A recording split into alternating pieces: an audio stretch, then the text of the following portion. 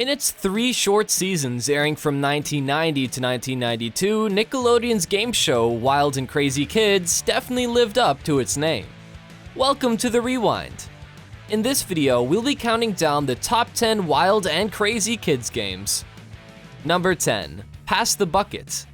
Here, we've got a challenge inspired by the classic playground game, Steal the Bacon. Let's see that again in slow-mo!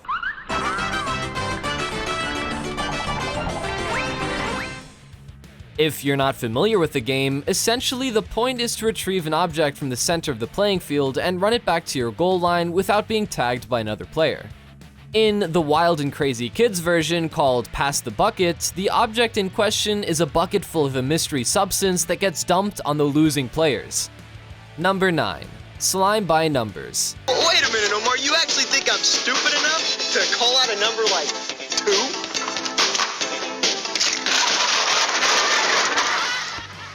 In this game, the young contestants sit above their parents holding numbered buckets filled with slime.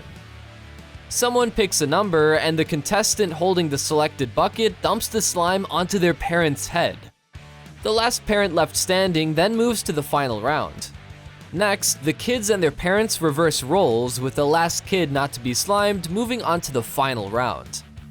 In the final round, the winning kid and the winning parent sit below 2 giant buckets, one filled with slime and the other filled with confetti.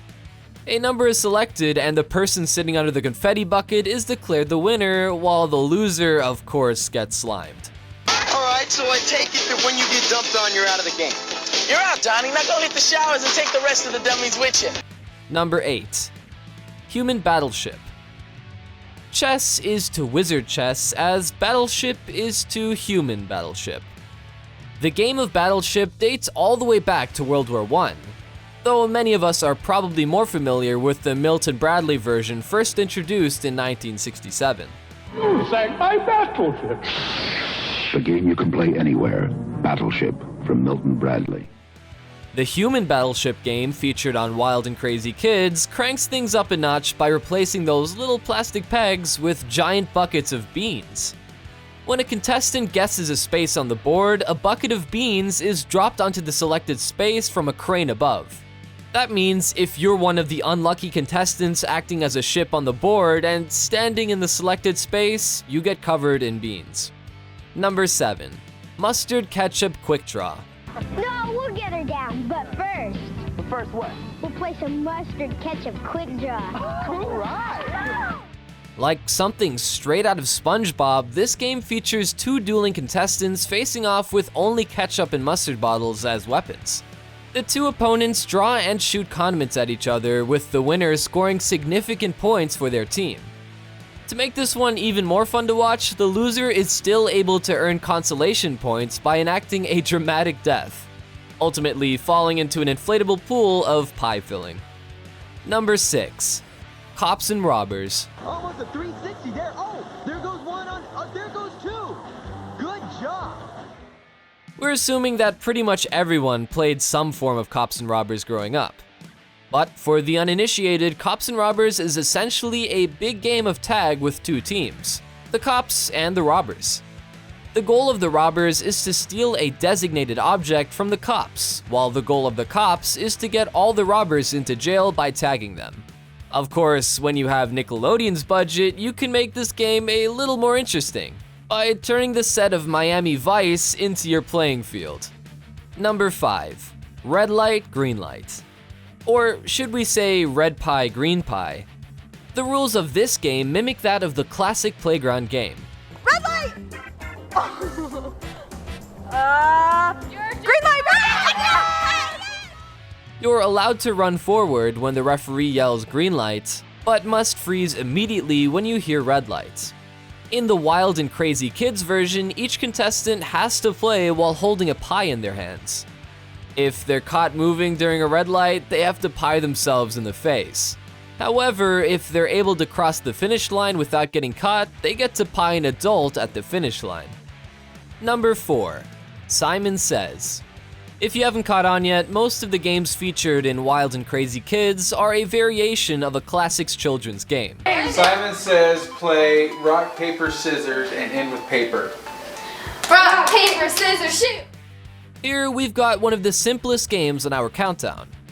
In Simon Says, Brian Seaman has way too much fun playing the role of Simon and making the contestants do all sorts of ridiculous things, just as long as he says Simon Says first.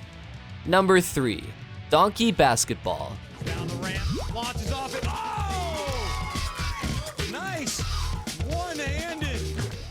Here we've got one of the more physically rigorous and absolutely absurd games on our countdown. Donkey Basketball seems like the sort of thing that would only be thought up for the purposes of a Nickelodeon game show. But the game actually dates back to the 1930s. It's a variation of the game of basketball played on a standard basketball court, but in which the players all ride donkeys. It's typically staged as a fundraising event for public schools. Hit us up in the comments below if you've ever played. Number 2, Bumper Boat Lacrosse. Hit him! Hit him! We got a big smash right there, an enormous smash. Another game featured on Wild and Crazy Kids that was inspired by a sport is Bumper Boat Lacrosse. Here we see the contestants playing a variation of lacrosse or polo. But to make it that much more challenging, the contestants are in the water maneuvering around in giant bumper boats while playing with a large rubber ball. Get it! Get it!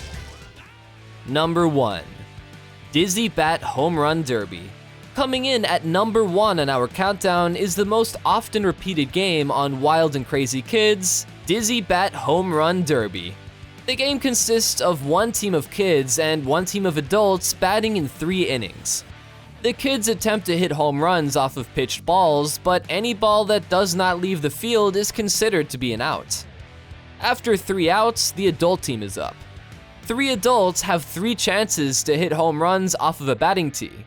But before they go up to the plate, they have to spin around 3 times. Hence the name Dizzy Bat Home Run Derby. What do you think of our list?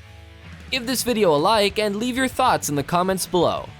Check out these other videos from The Rewind and don't forget to subscribe and hit the bell icon so you never miss another video again.